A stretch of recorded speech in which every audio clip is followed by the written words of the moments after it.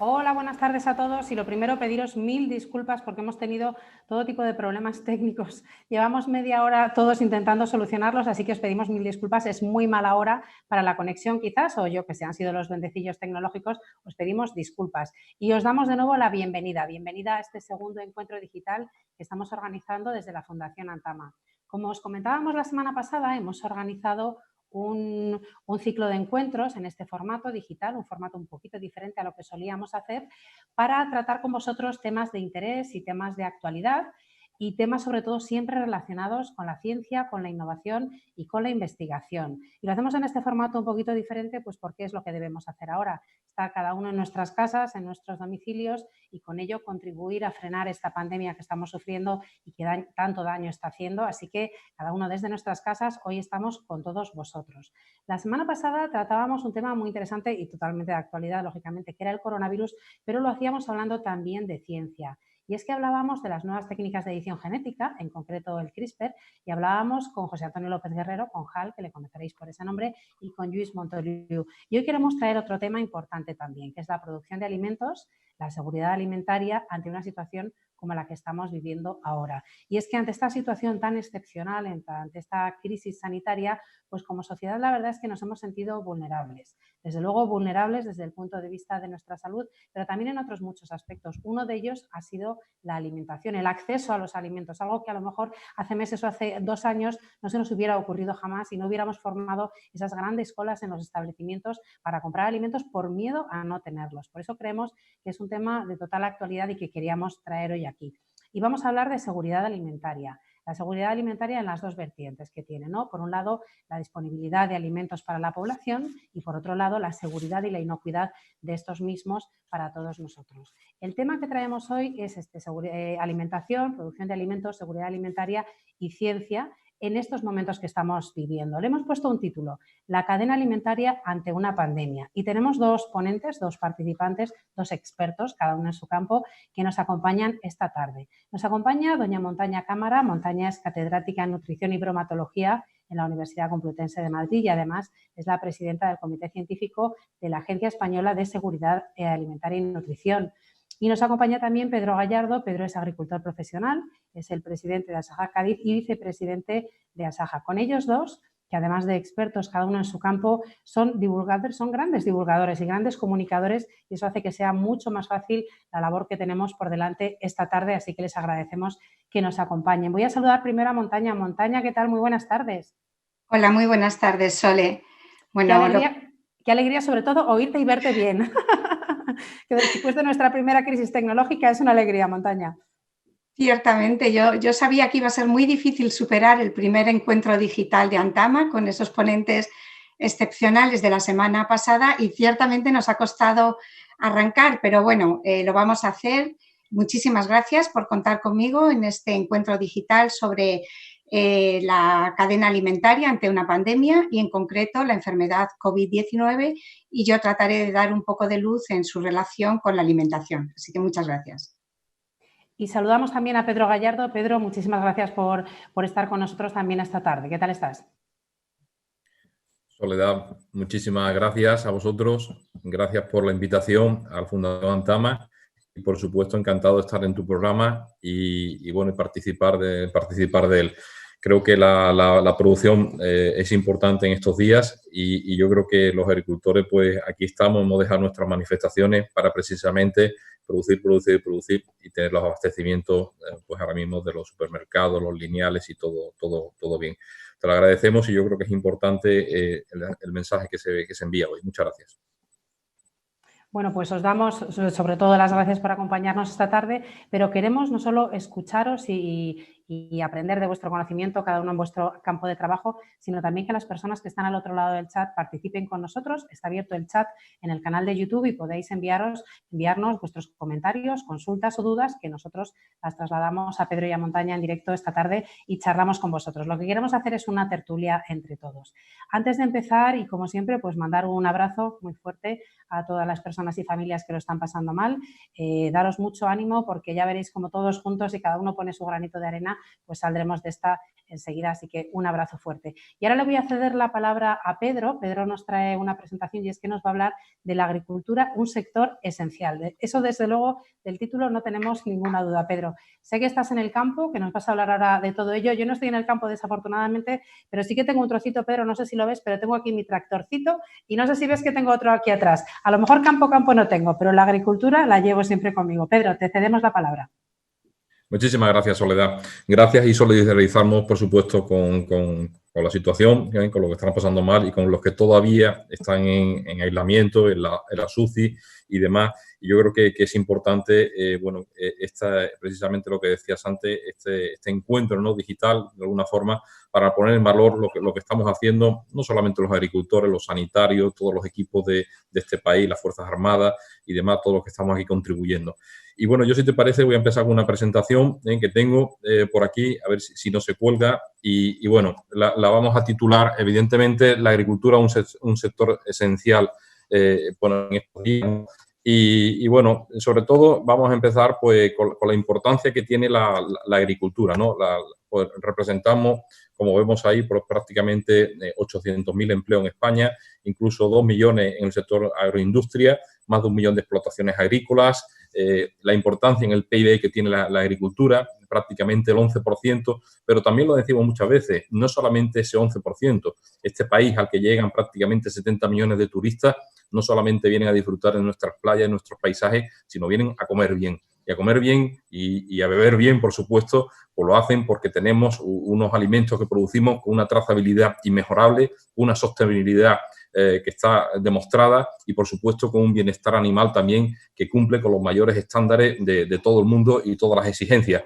Además, tiene importancia en este país la agricultura, es el segundo país en términos de superficie agrícola y en producción y, por supuesto, también es el país con más diversidad de la Unión Europea, con 2,6 puntos en el índice de Herfindahl, que es importante. Estamos por encima de Francia, Alemania o otros países en términos de diversidad. Nosotros, evidentemente, aquí tenemos varias cuestiones. Estamos ahora mismo en una pandemia. De todo esto saldremos y tenemos que aprender incluso a rediseñar las políticas, rediseñar ayudas, rediseñar muchísimas cuestiones que hasta ahora incluso estaban en tela de juicio. Pero sí es verdad que tenemos una serie de incertidumbres en el futuro y también unas consideraciones. Tenemos un reto alimentario, tenemos una población en crecimiento mundial, tenemos también al mismo tiempo hasta ahora unos países que cada vez eran más ricos y demandando pues más proteína y otro tipo de alimentación. Y después, por el otro lado, tenemos el hándicap de que tenemos una serie de biocombustibles, una escasez de tierra, escasez de agua, el cambio climático, que hasta ahora se nos estaba anunciando, y, por supuesto, una mayor concienciación hasta ahora que teníamos medioambiental. Estos parámetros también es verdad que a día de hoy están cambiando porque ahora mismo lo que quiere todo el mundo también es tener asegurado el abastecimiento alimentario. En esta tabla que tenemos aquí es una tabla de Naciones Unidas y hasta ahora tenemos el dato de qué iba a pasar de aquí al 2050. Ya Naciones Unidas nos dice que va a pasar al 2100. Hasta el 2100 la población va a estar creciendo y vamos a llegar hasta los 11.000 millones de habitantes en el 2100. Y evidentemente a esta población hay que alimentarla. Este es el dato que teníamos hasta ahora, el 2050, donde, bueno, veíamos como África, que a día de hoy tiene 1.256 millones de habitantes y se nos iba a ir prácticamente al doble, a 2.500, pero ya tenemos el dato del 2100. África concretamente se va a ir a 4.500 millones de habitantes prácticamente según Naciones Unidas. Vemos ahí que va a haber crecimientos de poblaciones muy fuertes. Hay que recordar, por ejemplo, países como Nigeria, que en el año 50 tenía prácticamente 60 millones de habitantes, que a día de hoy tiene 180 millones de habitantes, y Nigeria, según Naciones Unidas, espera 800 millones de habitantes. Por tanto, de esto tenemos que aprender, de esta crisis, por supuesto, para asegurar la alimentación no solamente nuestra y no solamente la europea, sino que hay que ser solidarios también con otros continentes y con otras zonas. Y en este reto alimentario, evidentemente, pues tenemos que tener herramientas para alimentar a esta población. Tenemos aquí, por ejemplo, qué está pasando con la producción y el consumo de trigo mundial. Estamos tocando prácticamente ya techo, no estamos produciendo mucho más. Llevamos ya una serie de años que en producción de trigo, por ejemplo, estamos rozando el consumo y la producción son muy cercanas, sin crecimiento mucho más de lo que tenemos hasta ahora. En el caso del maíz, igual, incluso prácticamente la barra de los stocks que están abajo, ya incluso estamos perdiendo estocaje a nivel mundial. Esto quiere decir que cada vez hay un mayor consumo también de maíz y, por supuesto, también de la soja, que es otra componente fundamental para la proteína del ganado. Todo esto quiere decir que al final pues, vamos a necesitar una serie de incrementos en la producción.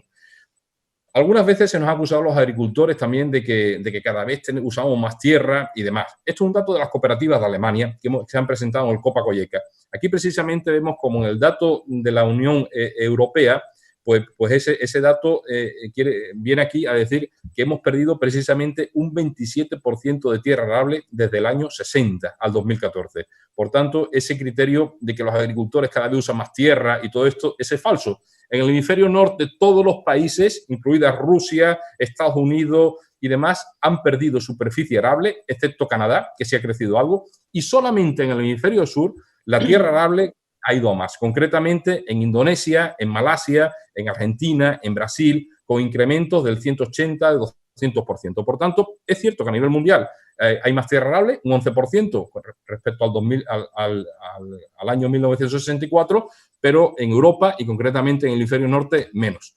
Y por tanto, esto también lo tenemos que decir. Una cuestión también importante es qué está pasando a nivel mundial con los rendimientos. Esta tabla se ve un poco pequeña, la vamos a incrementar esta zona precisamente, y aquí vemos que hasta el año 60 los rendimientos prácticamente en toda Europa eran muy parecidos. Estábamos produciendo pues entre 1 tonelada y 3 toneladas casi todos los países. Sin embargo, a partir del año 60 vemos como ya hay una gran dispersión. Países como Bélgica, como Holanda, como Alemania, como Reino Unido están produciendo de media más de 8 toneladas. Mientras que en España, pues los rendimientos medios pues apenas están en las 2,5 toneladas en el mejor de los años. Rusia incluso está por debajo. Lo podemos ver también en esta tabla de rendimiento de los 5 años según la Comisión Europea, donde estamos viendo, pues, evidentemente que hay países que producen prácticamente 9 toneladas de trigo, mientras España está prácticamente con 3 toneladas, incluso Portugal está menos que nosotros. Esto quiere decir que algo tenemos que hacer, que la península ibérica necesita agua, necesita incrementar las producciones, porque es verdad que con estas producciones, pues, es complicado. En el girasol nos pasa igual. Nuestro rendimiento medio en España es 1,13 y si nos vamos a Hungría, Eslovaquia, Austria, pues nos doblan con creces. Y Portugal es el único que está por debajo. También es importante, en cuestión de comercio, qué está pasando a nivel mundial. A nivel mundial vemos en esta tabla, por arriba de la tabla de la barra negra son las exportaciones, por abajo son las importaciones, y vemos como Europa es un país, es un continente eminentemente exportador, pero sin embargo vemos la línea discontinua roja como desde el año 14-15 pasamos prácticamente al neto a día de hoy. Casi lo mismo que importamos lo estamos exportando en cereales. Esto quiere decir que estamos perdiendo competitividad en muchos sectores. Y sin embargo, nuestros competidores, vemos ahí como por ejemplo América del Norte, los rendimientos de los cereales, pues cada vez hay un mayor gap, porque tienen acceso a más tecnología que nosotros. Países como, por ejemplo, Ucrania, pues se han puesto las pilas.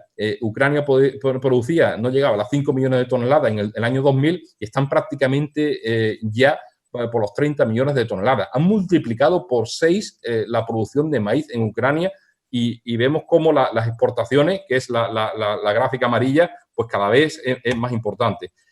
Me remito ahora a un informe bastante bueno del Ministerio de Agricultura de aquí de España, donde vemos, estos son la comparativa del comercio exterior de todas las políticas, no solamente de agricultura, arriba las exportaciones, abajo las importaciones. Vemos cómo evidentemente España es un país cada vez más exportador de bienes, no solamente agrícolas, pero me voy a centrar en la agricultura. Vemos cómo la agricultura, los cuadros azules son las exportaciones, los rojos son las importaciones y el neto es el amarillo. Vemos como las exportaciones desde el año prácticamente 2009 a la actualidad pues han multiplicado por 5 o por 6. Esto debido al componente exportador que tiene la agricultura y en este caso los agricultores con unas inversiones importantes y después con un valor añadido de todas nuestras producciones, del porcino, del aceite de oliva, de los vinos, de los aceites, en fin, de todas las producciones que son tan importantes para este país. Por tanto, esto es muy importante. Concretamente, por ejemplo, si nos vamos a las carnes, vemos como las carnes, las exportaciones han crecido tremendo. No voy a entretener mucho, estos son los países principalmente a los que exportamos, principalmente a Francia, Portugal, a China, Italia, Japón, con sus gestos. También vemos en las hortalizas y en las legumbres como somos un país eminentemente exportador y no podemos olvidarlo porque son importantes. Y también en las frutas, que también somos evidentemente muy exportadores en esta cuestión. Solamente los cereales somos netamente importadores. Y también lo decimos, España es un país que compra cereales, aparte de los entre los 18 y 24 millones de toneladas que producimos, y transformamos esos cereales en valor añadido, lo transformamos en carne que después exportamos a otros países. Estas son las principales exportaciones de España. En primer lugar, el porcino, en datos de 2018, con 3,5 mil millones de euros. Después los cítricos, el aceite de oliva, el vino, y en fin, son todas, y estas las importaciones. Pero bueno, esto es lo que quiero decir, y los principales países a los que exportamos. Francia principalmente, Alemania, Italia, Portugal. ¿Qué necesitamos los agricultores? Pues los agricultores, en primer lugar, lo que necesitamos de nuestras administraciones es acceso a las herramientas. Lo hemos dicho ya anteriormente. Evidentemente tenemos un escenario, no es igual el escenario que tenemos aquí en la península ibérica que el que podamos tener en Austria o el que podemos tener en Finlandia. Aquí es más fácil que entre una plaga, que entre una enfermedad en nuestras cosechas, porque tenemos un continente como es África a prácticamente escasos kilómetros y porque la temperatura, evidentemente, con la humedad, facilita todo el tema de plagas. Por tanto, vamos a necesitar herramientas para malas hierbas, para plagas, porque si no vamos a tener problemas en la producción. Y aquí lo decimos muy fácilmente. Nadie a día de hoy estaría usando el móvil que tenemos arriba a la izquierda. Todo el mundo estamos usando ya pues ese tipo de tecnología. Nadie usa ese tipo de ruedas. Hemos evolucionado. Nadie utiliza esos tipos de aperos, sino vamos ya a cada vez maquinaria más grande, drones incluso para controlar nuestras cosechas y la cosechadora, por ejemplo. Es que la tecnología es fundamental en nuestro sector. Incluso vamos a tener dentro de poco ya, pues nos anuncian tractores ya a control remoto para hacer las faenas y, en fin, vamos a necesitar de mucha innovación y mucha tecnología. En Asaja, desde luego, nosotros estamos a favor de todo lo que es la reglamentación europea con los avales científicos de la EFSA y, por tanto, consideramos que al final aquí lo que vamos a necesitar son herramientas como las nuevas técnicas de edición genética. Nosotros de Asaja la hemos apoyado en el Parlamento Europeo, el CRISPR, porque nos va de alguna forma a solventar problemas de futuro y a garantizar la alimentación de no solamente a esta generación, las futuras generaciones que van a necesitar un abastecimiento asegurado.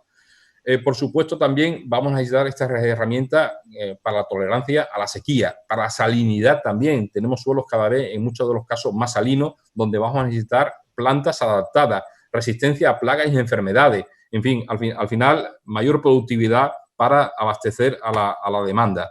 Se han hecho cosas bien. Aquí, por ejemplo, tenemos el caso del maíz en España. En los años 60 prácticamente los rendimientos eran de 3.300 kilos. A día de hoy la media nacional estamos en 11.500 kilos, con explotaciones incluso de 18.000 kilos. Hay cosas que se han hecho bien, en el caso del maíz, por ejemplo, sobre todo a partir de la Revolución Verde. En el caso del tomate también lo decimos, que, por ejemplo, para poner un ejemplo, el tomate, por ejemplo, para producir una misma tonelada de tomate, ahora usamos un 52% menos de tierra si la comparamos con el año 1980. Un 31% menos de agua si la comparamos con el año 1980 y prácticamente un 12,5% menos de energía para esto. Por tanto, hay cosas que se están haciendo bien. En el caso de la remolacha, por ejemplo, también hemos incrementado los rendimientos de 40 toneladas en el año 80 a más de 120 toneladas en la actualidad. Por tanto, con una reducción de agua, de fitosanitarios, que también lo decimos. Y yo creo que la agricultura también pensamos que está contribuyendo a esta sociedad. Por ejemplo, tenemos un dato aquí importante, arriba a la derecha. En el año 1960, el gasto de alimentación de los hogares para alimentarse era el 55%. Esto es, de cada 100 euros o de cada 100 pesetas que entraban en una casa, 55 eran para alimentarse. Actualmente, y el resto, pues otras cuestiones. Actualmente, en el año 2018, de cada 100 euros que entra en una casa, 15 euros es para alimentación y el resto es para todo. Comprar un segundo coche, comprar una segunda casa, compras por cualquier plataforma digital. Por tanto, yo creo que la agricultura ha contribuido. Estamos poniendo productos muy sostenibles, con unos precios muy asequibles y, evidentemente, con mucha sostenibilidad. También hay que decir que los tractores, por ejemplo, han reducido un 95% las emisiones de nitrógeno del año 2000, que estamos contribuyendo también a bajar los gases de efecto invernadero, que hemos incrementado la productividad. Por tanto, estamos haciendo muchísimas cuestiones. Hay un informe bastante bueno de EPLA, al cual yo aquí remito para quien se quiera ver todos estos datos, que muchos están sacados de aquí. Y después, en la actualidad, esto es unos datos que he sacado, Soledad, de la página del Ayuntamiento de Madrid. Esto es lo que ha pasado en el mes de marzo de 2020, porque se nos acusaba a la agricultura, concretamente a nuestra ganadería, de estar contaminando y de que nuestra ganadería, pues con sus necesidades, pues estaba haciendo esto. Esto es lo que ha pasado en Madrid y así está así es los días en Madrid en este índice que mide la calidad del aire. Vemos como prácticamente casi todo ya, a partir del día 15, casi todo, cuando hemos tenido confinamiento, cuando las fábricas han parado y los coches han parado, vemos que casi todos los días son buenos. Sin embargo, son datos oficiales del Ayuntamiento de Madrid. Si nos vamos al mes de febrero, vemos cómo estábamos, malo o regular todos los días. Y si lo comparamos con marzo del año anterior, del 19, vemos como la situación era admisible, pero no era buena. Por tanto, esto lo que quiere decir es que, evidentemente, la ganadería no es la que está contribuyendo a la contaminación. En todo caso, al revés. Nosotros lo decimos que los agricultores estamos descontaminando, que somos los que captamos CO2 y los que estamos de alguna forma contribuyendo a mitigar el cambio climático. También los agricultores en estos días nos hemos solidarizado con la ciudadanía y nos hemos puesto nuestra maquinaria y todo a desinfectar las calles. Veníamos de unas manifestaciones por los precios que estábamos percibiendo, precios en muchas ocasiones de hace 40 años, en muchas producciones, y evidentemente hemos parado cuando saltó esta pandemia y nos hemos dedicado a producir y después los ratos libres a ir a las diferentes ciudades y municipios a descontaminar y a echar una mano. Vemos, por ejemplo, aquí otros agricultores en otras zonas de España y, por supuesto, esto es muy importante. Igualmente importante, Soledad, yo creo que es la comunicación. Creo que ha habido un problema de comunicación en el pasado. No hemos puesto en valor lo que hacía la agricultura. Yo aquí es una foto de mis hijos, vivimos en el campo y evidentemente ellos los hago partícipes de la comunicación. Aquí vemos a mi hija Sofía, pues una presentación en el Copa Colleca, porque creo que tienen que ser ellos, las futuras generaciones, también la que comuniquen y la que lleguen a la sociedad para todo esto.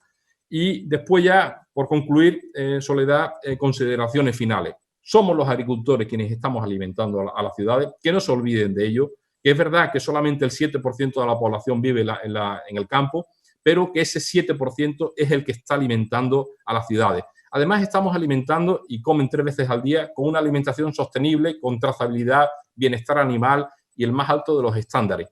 La agricultura al final está abasteciendo a las ciudades y, por tanto, un mensaje que queremos enviar también a nuestros políticos. Hoy más que nunca necesitamos una PAC fuerte, unas ayudas importantes de la Unión Europea, porque de alguna forma contribuyen también a tener todo este sistema que tenemos que hace posible esta producción.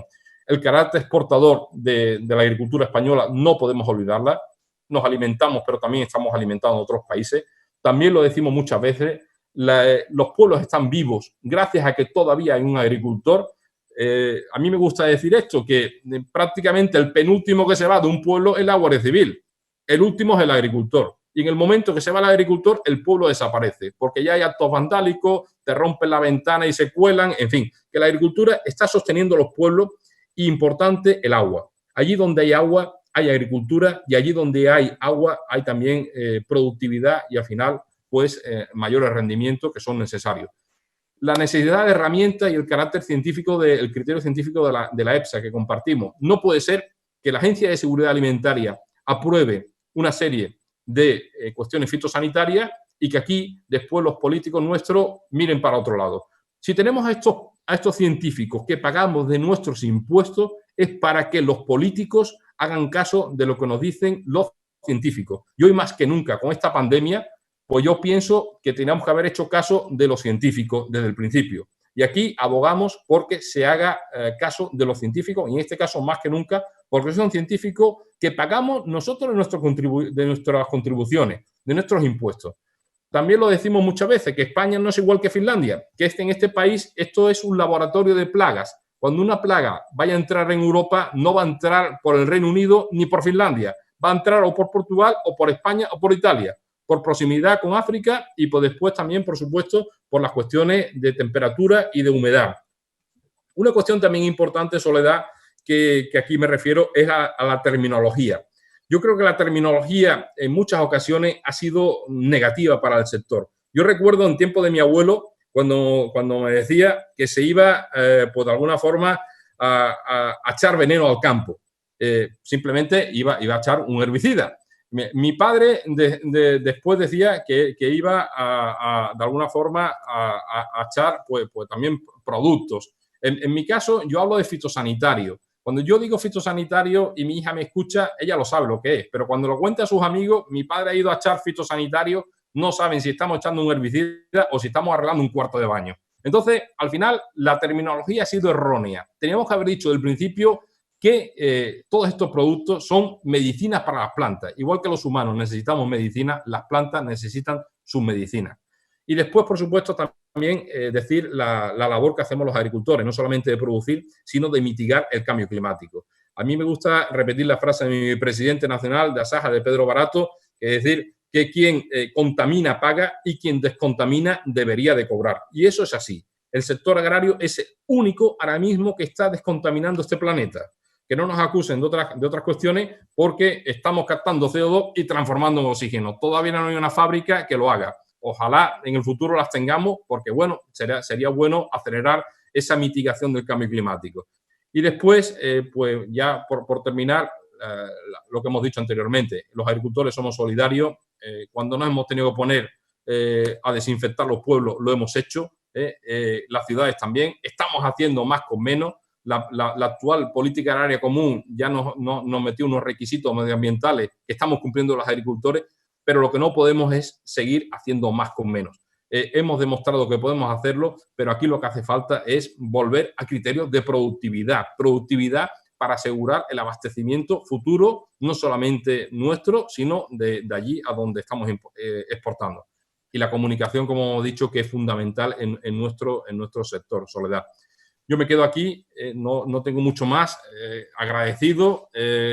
Aquí tengo unas fotos también con mis hijos, que los compartimos siempre todo en el campo, y encantado de atender a vuestras preguntas después. Muchísimas gracias.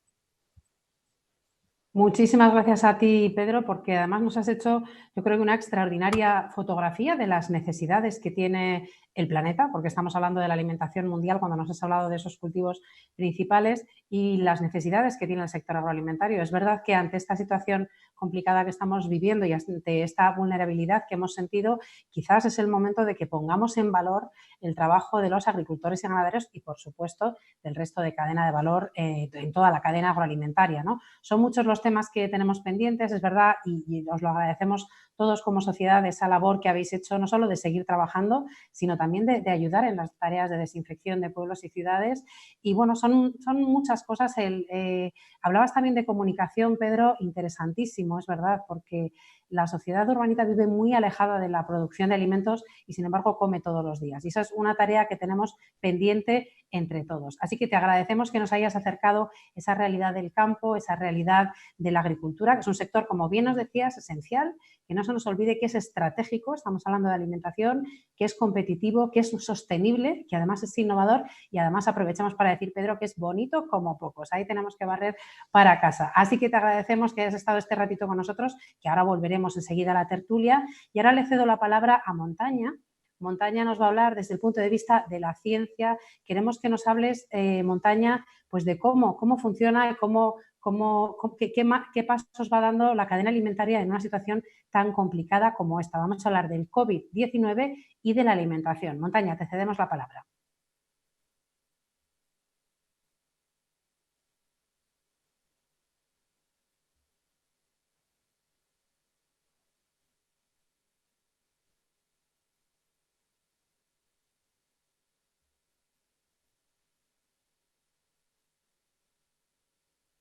Me parece que Montaña tiene el micrófono apagado. Montaña. Cierto, ¿ya? Ahora, muchas gracias, Muy Montaña. bien, gracias, perdonad.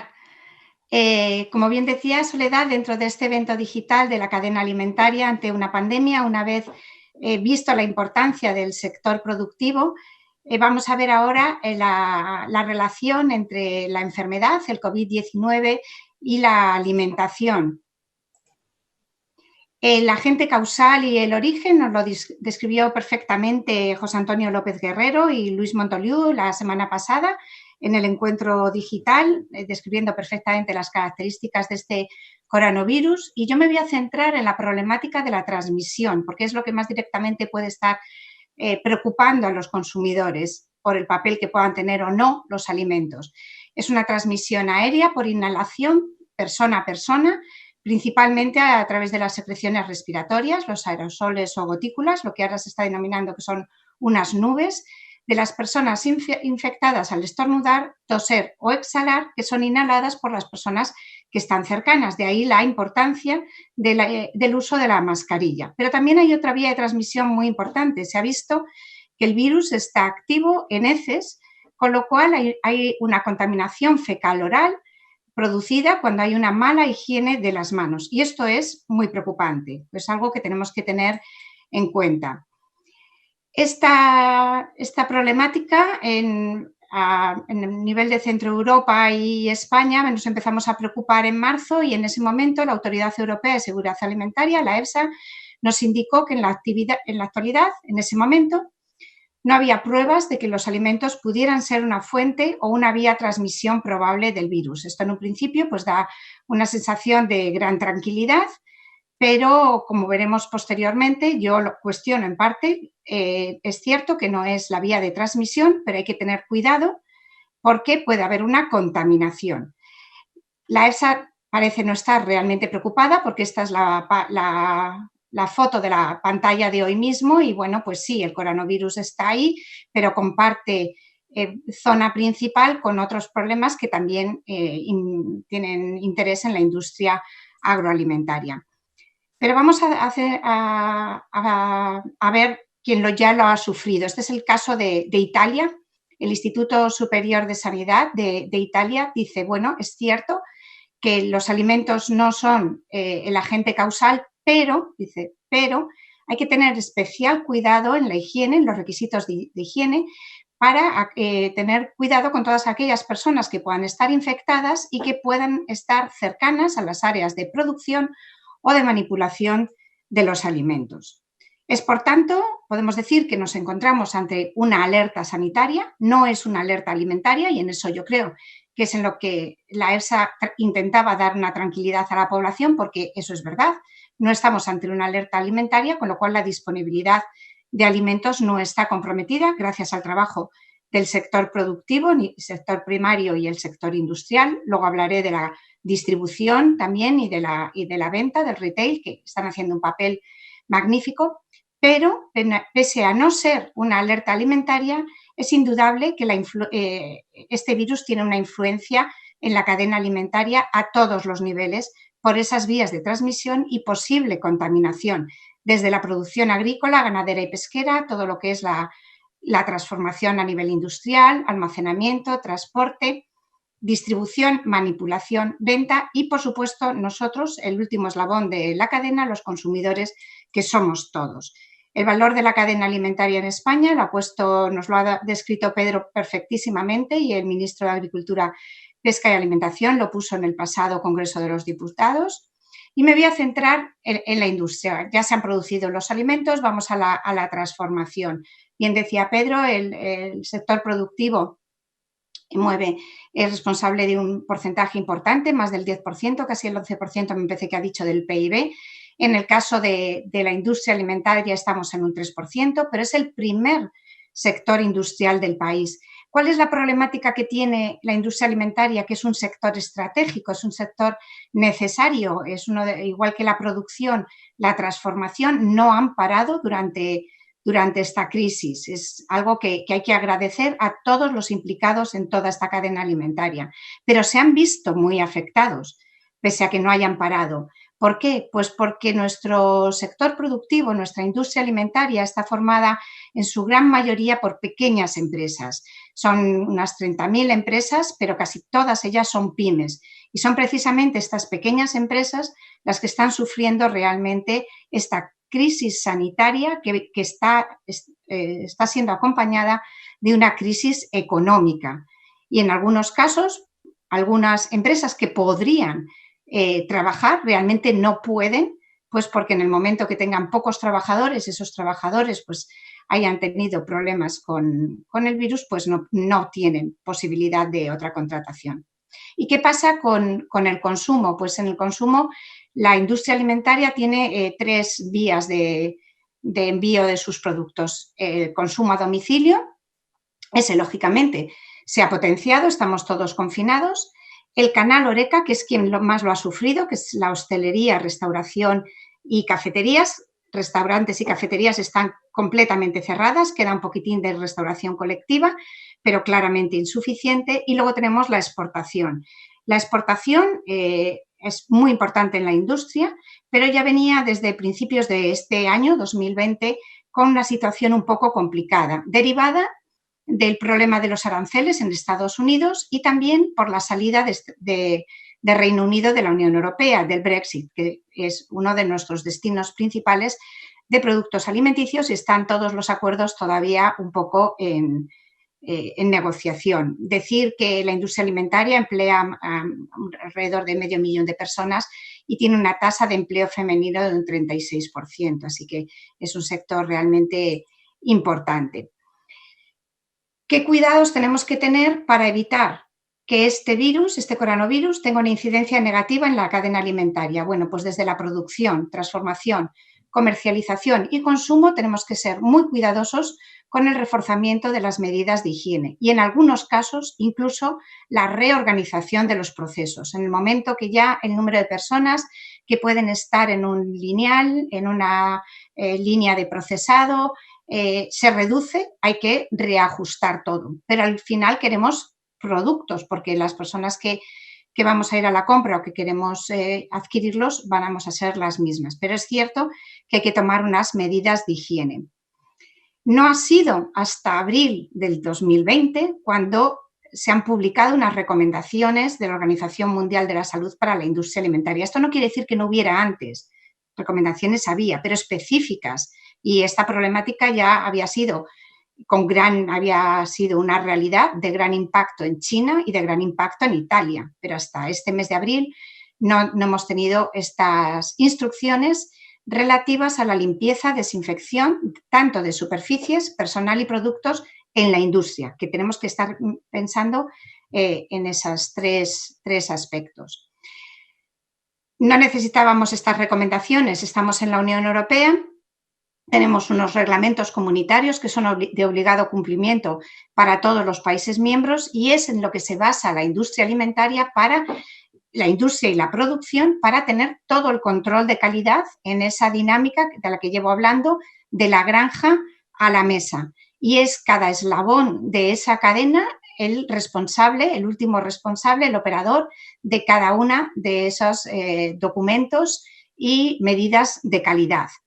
Hay un sistema rápido de alertas alimentarias en la Comisión Europea que se denomina RAPS y toda esa información se hace pública a final de año y se explica qué problemas ha habido realmente con los alimentos, no habiendo hasta el momento ninguna notificación por el tema del coronavirus.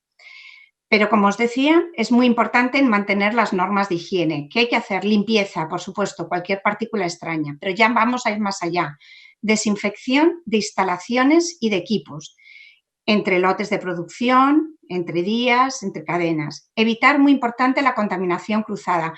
Estas recomendaciones que son importantes a nivel industrial, vamos a ver que van a ser muy similares a las que tenemos que tener nosotros a nivel doméstico, porque en el fondo estamos haciendo lo mismo, solo que es una amplitud de escala. Cuando hablo de evitar la contaminación cruzada, me estoy refiriendo a mantener de forma separada alimentos crudos y alimentos ya cocinados, porque podemos haber aplicado un tratamiento térmico en ese alimento cocinado, hemos destruido el virus, pero por contaminación del alimento crudo, pues al final puede haber una nueva contaminación. muy importante la higiene personal de todo aquellos que estén trabajando en la industria alimentaria y, desde luego, siempre que haya cualquier sintomatología, pues no van a poder estar disponibles para realizar esta actividad. Y una cuestión, todo esto realmente la industria alimentaria ya lo hacía y ya lo hace, o sea, lo hace de forma rutinaria. ¿Por qué? Porque estamos ahora frente a un coronavirus, pero hay muchísimos patógenos a los que los alimentos están expuestos, con lo cual las medidas de higiene en la industria alimentaria son muy estrictas y son de obligado cumplimiento y se cumplen. ¿Alguna cuestión diferente? En este caso, con esta situación, hay que tener cuidado con limitar los contactos externos a lo estrictamente necesario.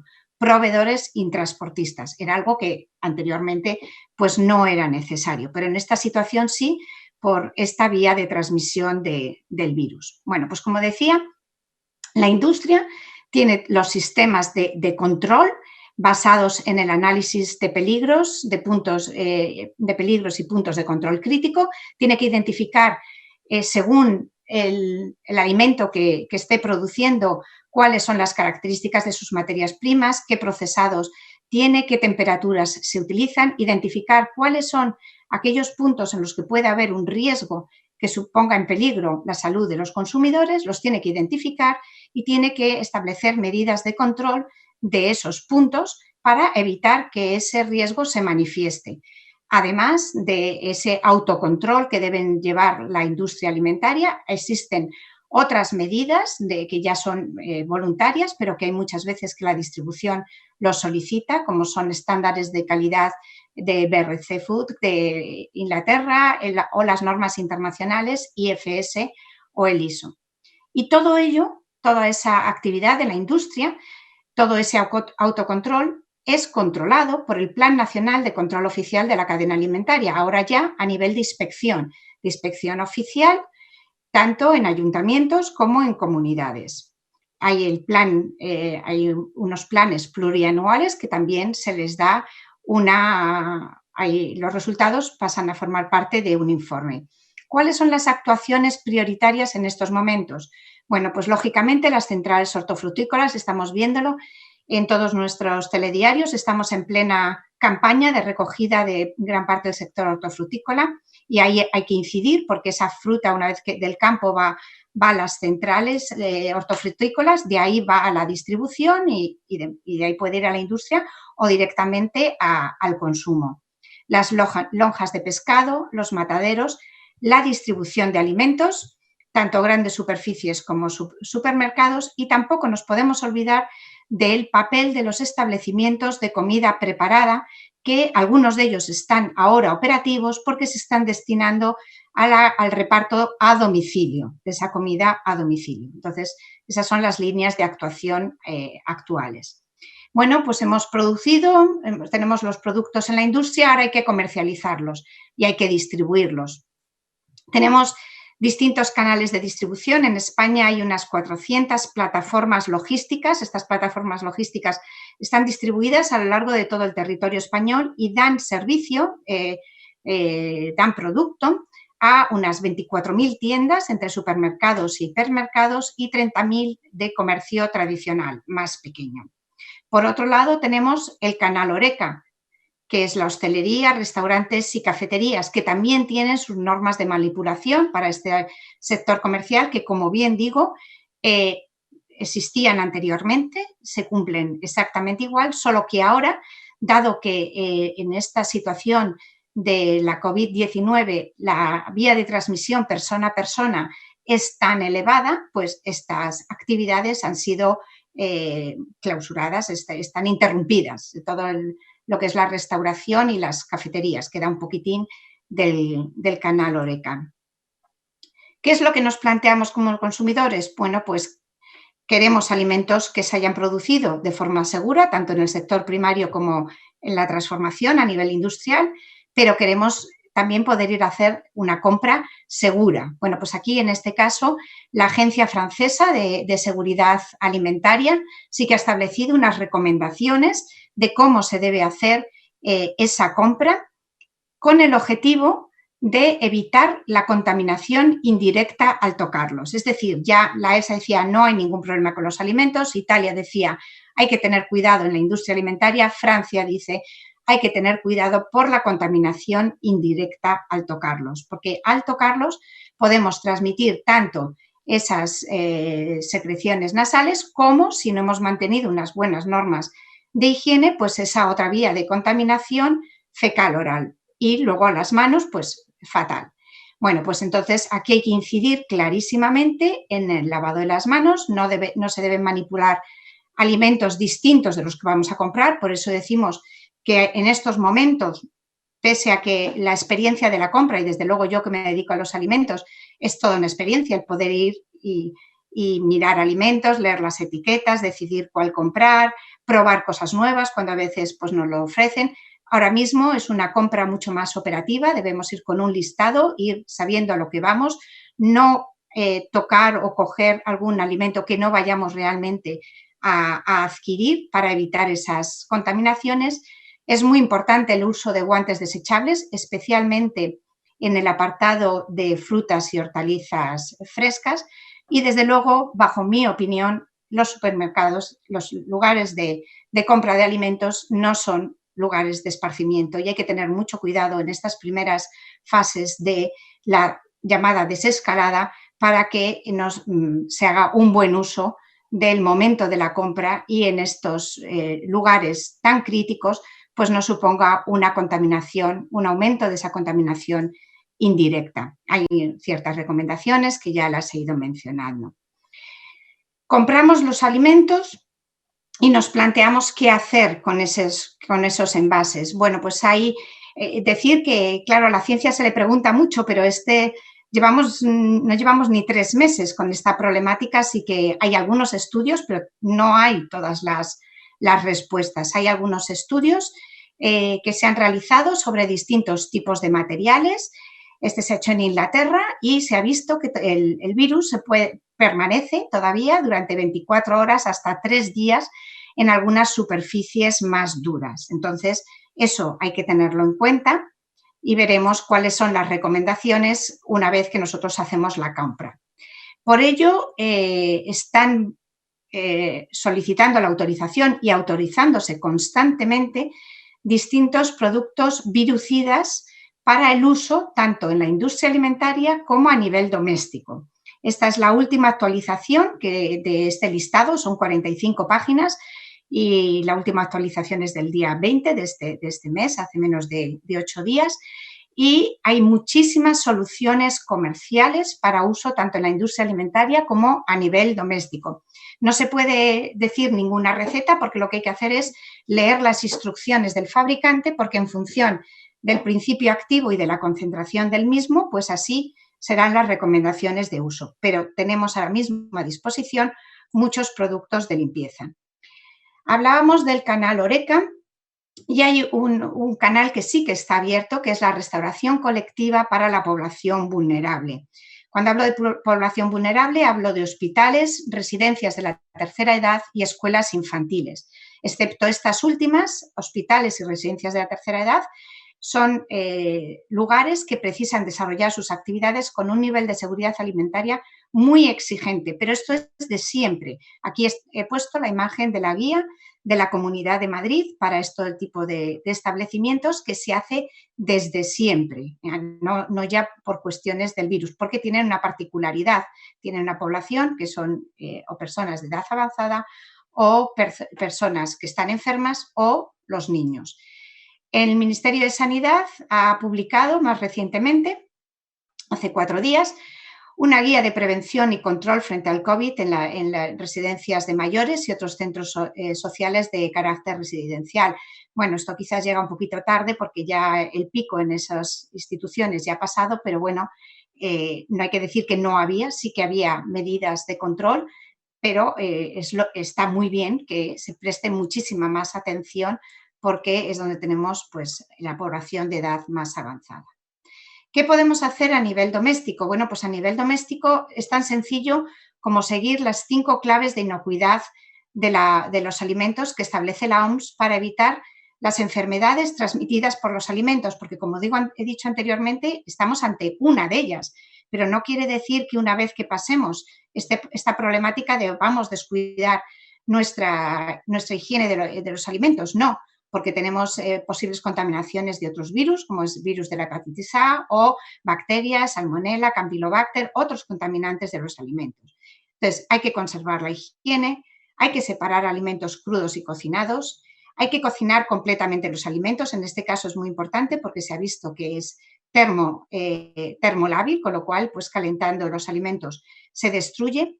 Mantener los alimentos a temperaturas seguras y luego, muy importante, usar agua potable y materias primas seguras. Este tema de las materias primas seguras fue el origen de esta pandemia en China, con esos mercados húmedos.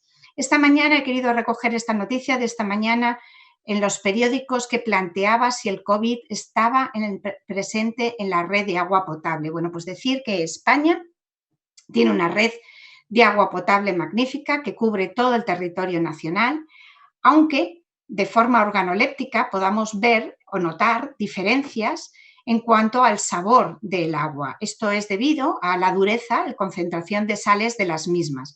Pero en cuanto a potabilidad, todo el agua que tenemos en la red es agua potable, que ha sufrido ese proceso de potabilización e incluso un proceso de desinfección, con el objetivo de destruir cualquier microorganismo perjudicial. También se utiliza ozono o luz ultravioleta, que la hemos visto últimamente de utilización en los hospitales. La luz ultravioleta también se utiliza muchas veces en centrales hortofrutícolas para la desinfección de frutas y hortalizas. Sería realmente una calamidad y algo que hay que vigilar, el que a través del agua esta potabilización y desinfección no fuera efectiva y tuviéramos problemas con el virus. Hoy por hoy podemos decir que esto no es así. Entonces, ¿qué normas de higiene deberíamos seguir? Pues el desechar ese embalaje exterior antes del almacenamiento.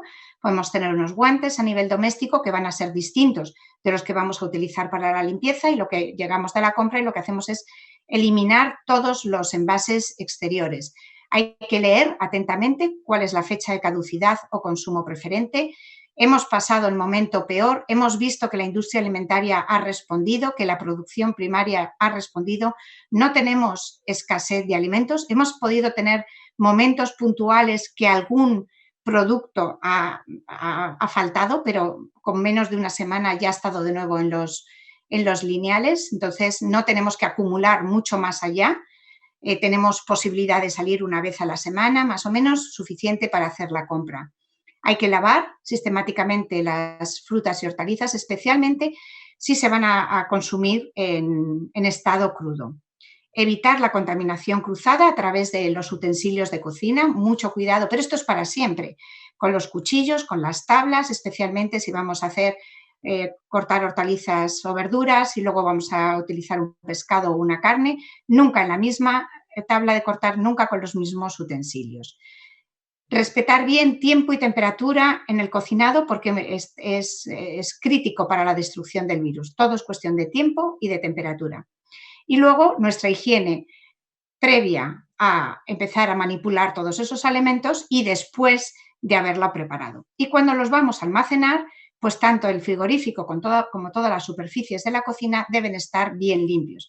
Tenemos que decir como curiosidad que uno de los lugares más críticos en la cocina es precisamente la manilla para abrir la puerta del refrigerador. Ese es un lugar crítico al que accedemos constantemente, incluso cuando estamos cocinando. Entonces hay que limpiarlo todo muy bien.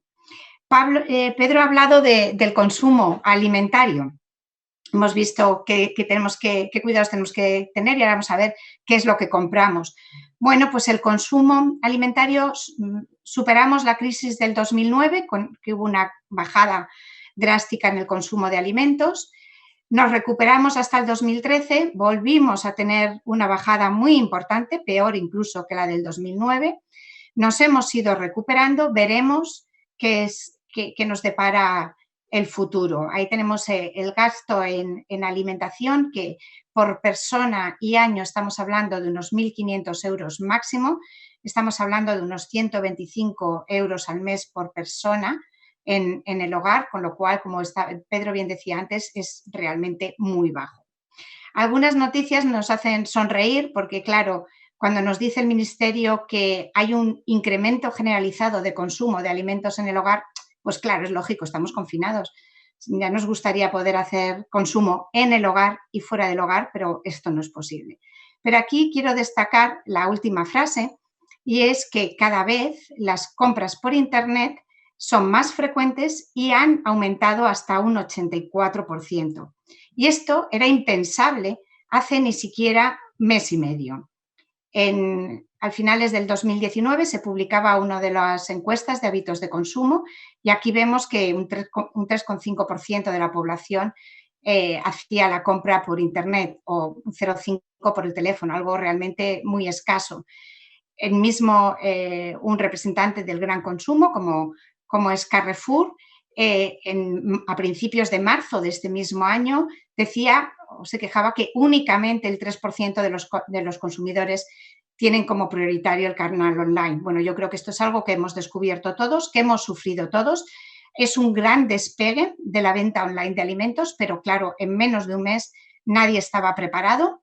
Se ha hecho un esfuerzo tremendo, es magnífico porque esto ha permitido que muchas personas que no debían salir de casa pudieran recibir los alimentos en su domicilio, pero lógicamente el sistema no estaba preparado, no podemos pasar de un 3% a un 85% porque todos hemos sufrido pues, los retrasos en las colas online, hemos hecho colas online para poder comprar o el retraso en el servicio.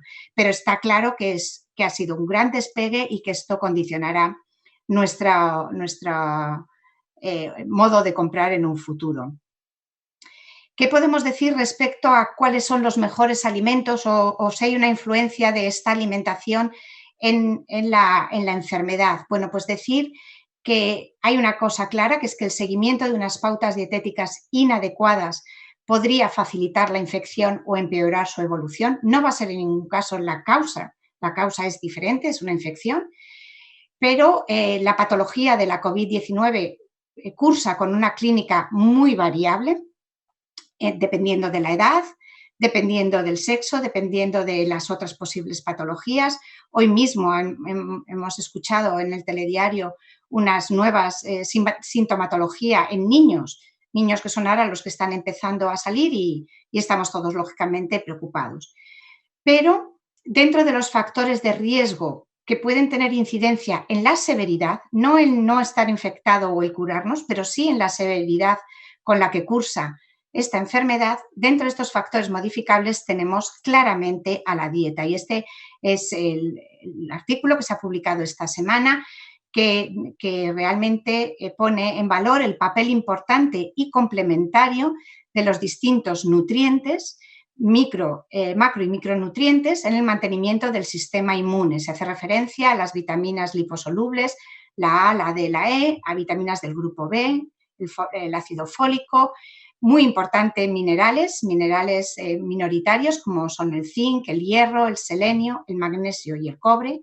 También ácidos grasos omega 3 e incluso algunas investigaciones están apuntando ahora a los flavonoides como la quercetina, que aumenta el transporte de zinc al interior de las células y esto potencia la defensa antiviral de nuestro organismo. Es que nuestra propia inmunidad. Esto es muy importante. De ser así y de confirmarse estos hallazgos sería importante porque esta quercetina nos la encontramos en muchas frutas y hortalizas, con lo cual es un motivo más para recomendar el consumo de estos productos.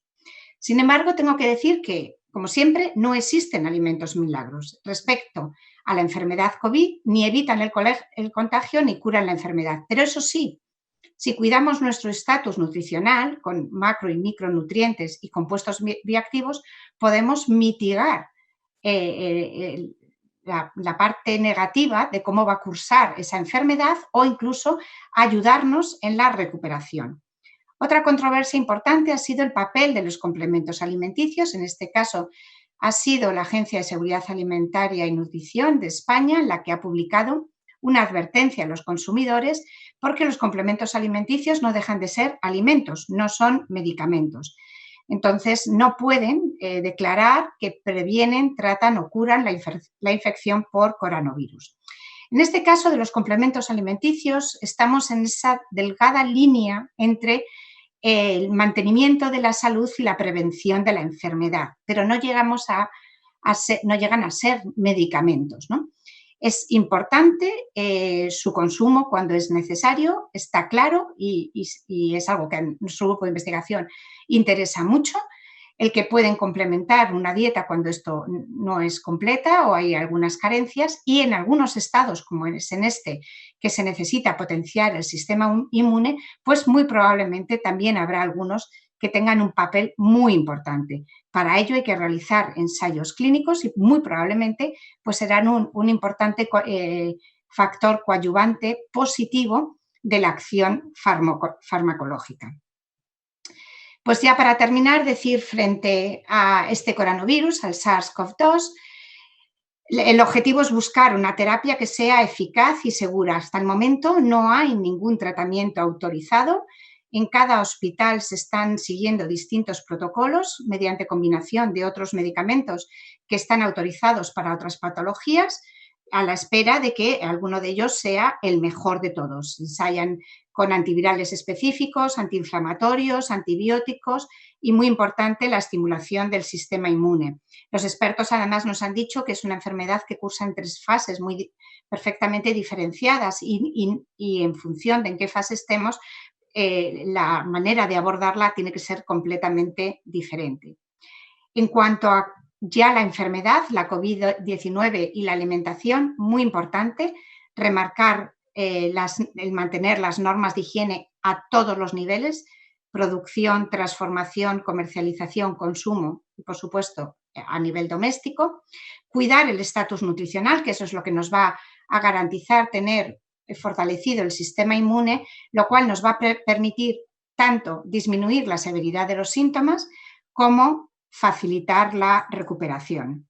Quiero terminar dando las gracias a todos los eslabones de esta cadena alimentaria que permiten que ahora mismo la población tenga esta tranquilidad, esta disponibilidad de alimentos para llevarnos a la mesa, en la confianza de que en algún momento esta pandemia se supere y podamos volver a disfrutar de algo que es muy característico de nuestra sociedad y de nuestra cultura, como es la comensalidad.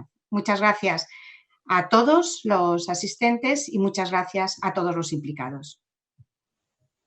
Pues muchísimas gracias a ti, Montaña. La verdad es que es un placer, como siempre, escucharte. Y nos has hecho también tú una fotografía que completaba perfectamente lo que nos ha contado Pedro. Pedro lo hacía con las botas puestas desde el campo y contigo hemos recorrido el resto de la cadena de valor hasta llegar a nuestras mesas, y me quedo con eso de que tenemos que tener mucho cuidado con la puerta del frigorífico, no se me olvida, Montaña, y sobre todo ver no solo la importancia del sector agroalimentario, sino también lo bien que están haciendo las cosas.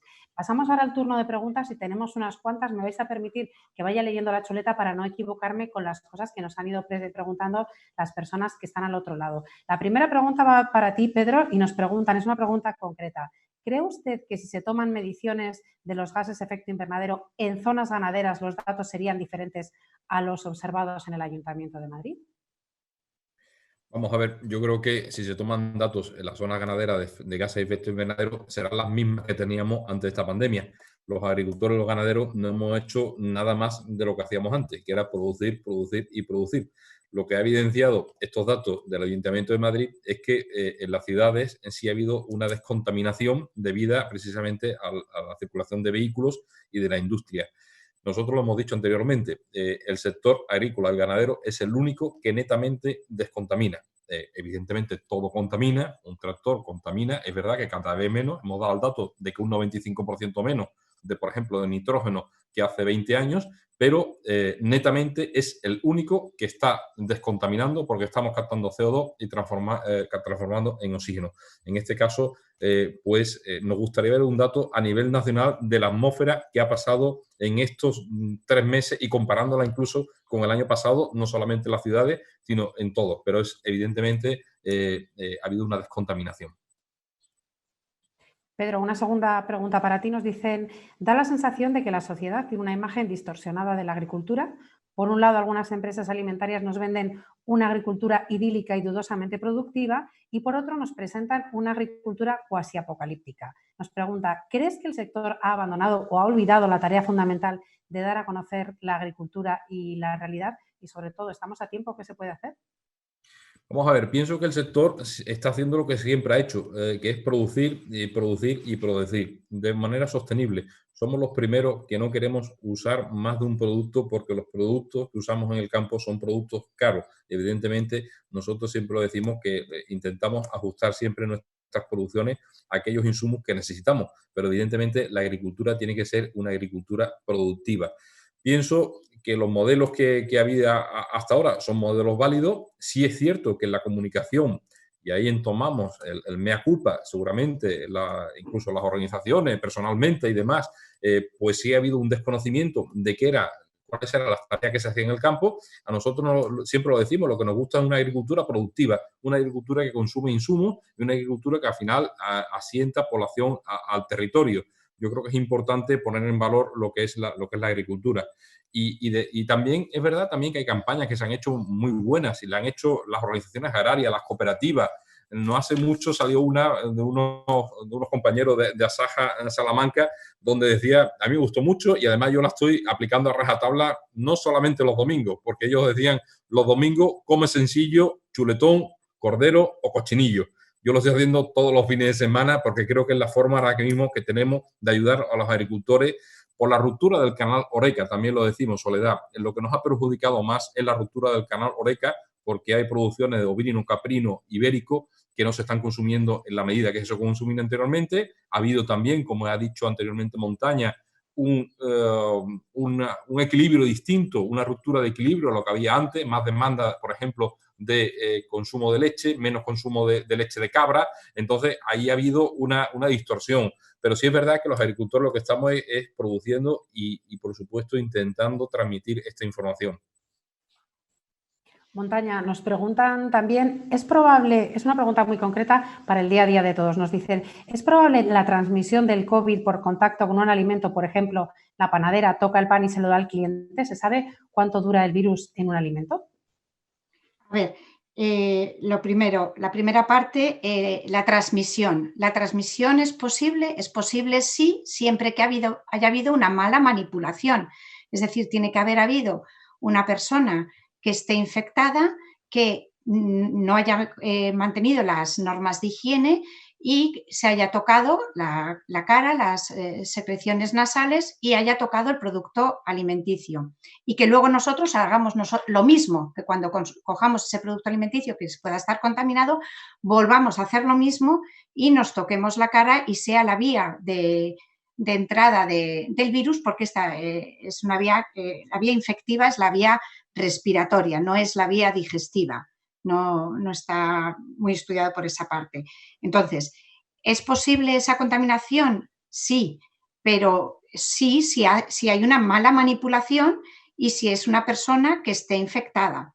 Pero tanto el problema puede ser por el vendedor del alimento como nosotros que vamos a comprar y tocamos algo que no deberíamos tocar y que no nos lo llevamos. Por eso he dicho que hay que tener mucho cuidado ahora al hacer la compra, hacerla de forma muy responsable. Por ello, se recomienda el uso de guantes y el uso de mascarillas. El uso de mascarillas lo que va a evitar es que esas gotículas, esos aerosoles, esas nubes que se generan con esas partículas víricas, pues puedan estar en contacto con las manos o con el alimento. Es decir, medidas de protección perfectas. Y la segunda parte era que si se sabía si hay estudios de permanencia en alimentos. Que yo conozca, no. Son muy diferentes las superficies. El virus tiene una parte grasa que por eso se elimina muy fácilmente con la limpieza simplemente, con la higiene de las manos, pero hasta donde yo sé no conozco ningún estudio de vida útil en distintos tipos de alimentos, que serían muy complejos porque tenemos algunos con un porcentaje acuoso mucho más elevado y otros con un porcentaje de grasa completamente diferente. Pero la vía de transmisión es de contacto y es vía respiratoria. Entonces, manteniendo las normas de higiene, no debería haber ese problema. Montaña, también una aclaración, aunque has hablado del COVID y los alimentos, pero nos dicen, ¿es posible el contagio por consumo del virus? Y nos dice, siguiendo el ejemplo que te preguntaba antes de la panadera, por consumo de pan con partículas de COVID-19. Lo que decía, la vía de contagio es vía respiratoria, no es vía digestiva, hasta donde yo puedo saber. Decir que es como en todo, estamos en los principios del conocimiento de esta enfermedad, pero la afección es respiratoria. Además, en el caso del pan, ese pan ya se ha estado horneado, pues lo vamos a consumir tal cual, pero si es un alimento que luego lo tratamos por el calor, pues ahí va a haber una destrucción. Muchas gracias, Montaña. La verdad es que la gente está asustada y entonces al final surgen estas preguntas y conviene aclararlas porque hemos oído tantas cosas que por eso yo creo que la verdad es que la presentación que nos has hecho tú esta tarde es muy ilustrativa de la situación real que tenemos. Continuamos con preguntas. Voy a ser un poco rápida porque es que tenemos bastantes preguntas todavía en el tintero.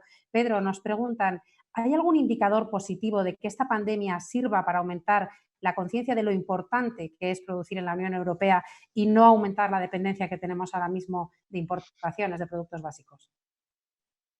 No hay ningún indicador, pero sí creemos que debería haber un indicador.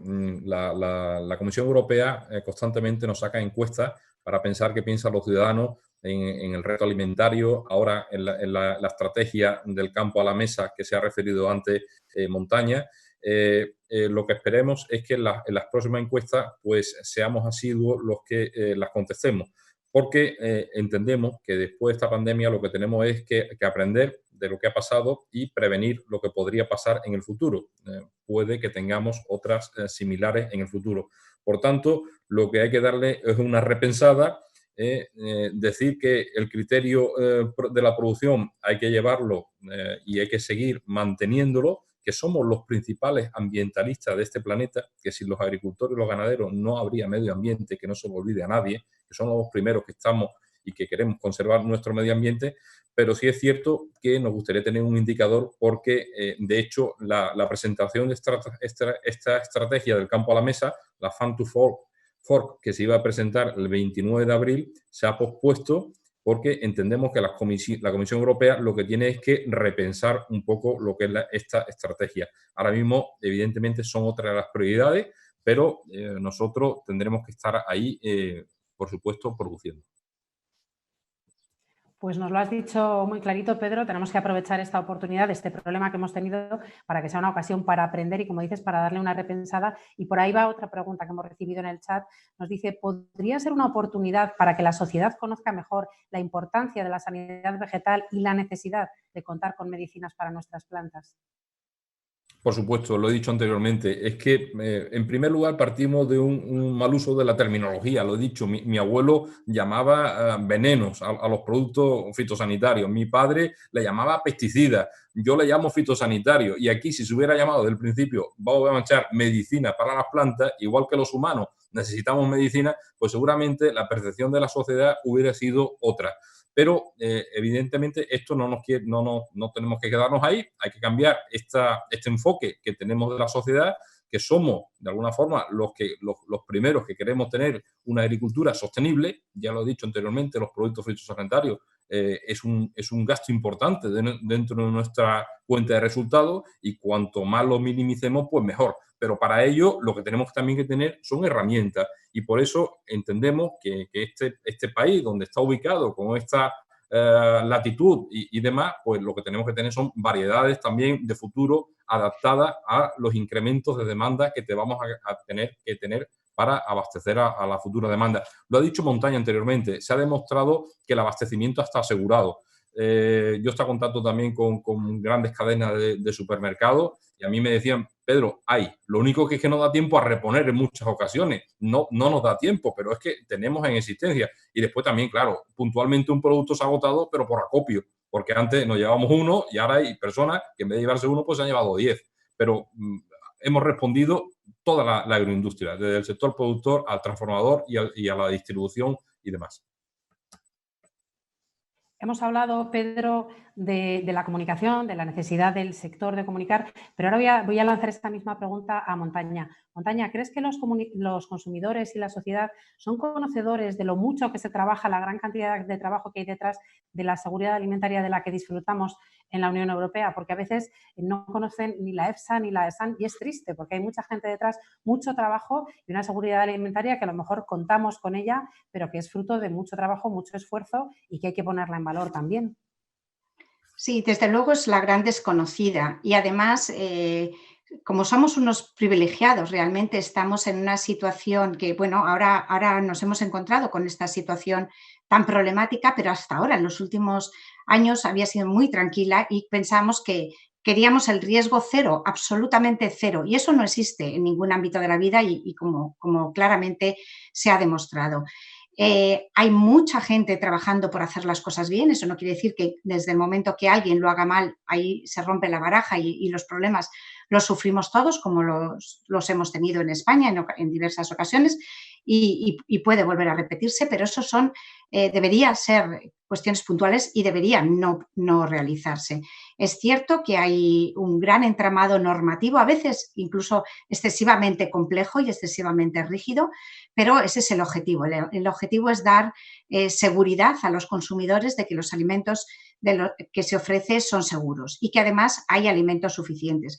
Yo quería hacer una reflexión que no me da tiempo en la presentación de seguridad alimentaria que no hemos abordado, pero es que somos unos privilegiados porque no hemos caído en estado de emergencia alimentaria y eso es porque el sector productivo y la transformación han estado ahí, no solo ofreciendo esos alimentos para los consumidores que vamos y los podemos pagar, sino que tenemos un problema muy grave económico en España y ahora mismo hay muchas familias con escasos recursos para la adquisición de alimentos y ahí se está haciendo una grandísima labor magnífica en los bancos de alimentos, en distintas organizaciones, ofreciendo alimentos para estas personas que de escasos recursos. Entonces, esta situación pues, no puede ser mantenida durante mucho tiempo porque esos recursos son limitados y la economía debe volver a repuntar. Pero ese es un problema que si no hubiéramos tenido esa disponibilidad de alimentos como en otras zonas geográficas